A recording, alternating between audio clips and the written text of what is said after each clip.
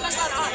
আমাদেরকে এই কিন্তু মাঝে মাঝে সম্মিলিত বিভিন্ন নামে ডাকা হয়। সংখ্যালঘু জোটের আয়োজনে নরমালি যেটা গরু খাই না কেন, সারা বাংলাদেশ এসব ব্যাপী আমরা চাই না। এসব যেন আমরা 5ই প্রথম হচ্ছে আমরা মানুষ, আমরা অগাস্টের বাংলাদেশি, পরে আমরা এখানে আমাদের যে নির্মম নির্যাতন, পালন করতে পারি, মঠ তারাও যাতে মন্দিরে আমাদের হামলা, সহানুভূতি দেখায়, ভাঙচুর, আমাদের সাথে সাপোর্ট করে, এটাই আমরা চাই। অগ্নিসংযোগ সরকার কি কোনো এবং পদক্ষেপ নিয়েছে? আপনাদের লুণ্ঠন কোনো সারা ঘটনা প্রবাহ অদ্যাবধি চলছে। রাষ্ট্রযন্ত্রে সনাতনী বা সংখ্যালঘুদেরকে যেভাবে টার্গেট করা হচ্ছে, এই সব ঘটনাবলী সুন্দর দেশ উপহার দেওয়ার জন্য সম্মিলিত সংখ্যালঘু জোট আজকের যে সভা আহ্বান করেছে। আরে বলতে চাচ্ছি 24 সালে আপনাদের মন্দির বেশি ভাঙা হচ্ছে।